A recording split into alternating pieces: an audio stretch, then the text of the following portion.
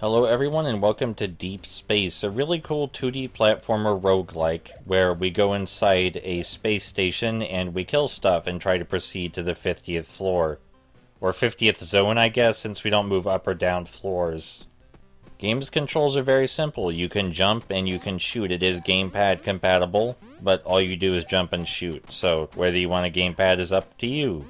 The character sinks like a rock, but you can get used to that pretty quickly, I find. And all the enemy placements, the hazard placements, and the jumps are randomly decided each time you start up the game. And it also randomly decides whether you enter the space station from the left or right, which I think is cool. So, you may notice there are various guns scattered around for us to pick up, and there's a invincibility shield right here.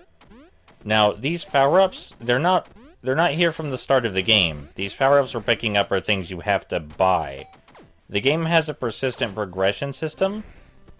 There we go, we got those guys with the laser that passes through enemies. This game has a persistent progression system where you can go to a shop and purchase upgrades, which will then appear in the space station for you to pick up. You don't have an inventory to switch between items. The items that you buy just appear in the space station itself. Like this gun right here we're about to get. After we're done sniping everyone. Any minute now. Actually, we're going to ignore the gun so I can jump over this green worm. Anyway, all the guns and shields and power-ups you see, those are things we had to buy, and then they appear in random places. There are also a variety of enemy types. There are red zombies which explode when they come near you. The explosion doesn't hurt you, it just blows a hole in the floor. The green worms, when they're killed, they will secrete sticky goo all over the place. But not if we shoot them with this bubble gun. Any enemies we shoot with this bubble gun, they'll fly into outer space, and they won't technically die. That also means that if you touch them while they're in the bubble, you'll still get hurt, though.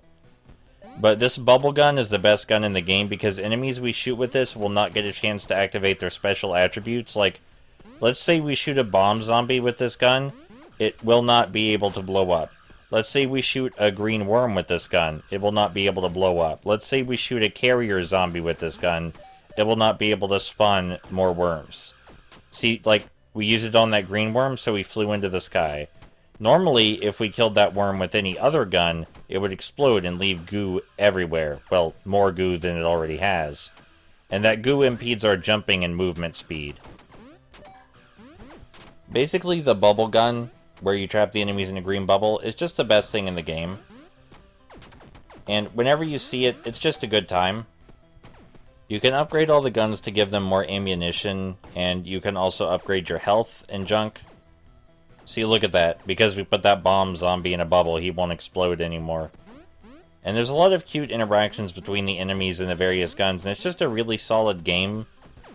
Pretty difficult, if I'm being honest. I usually make it to around floor 15 before I end up dying. But still, it's really solid.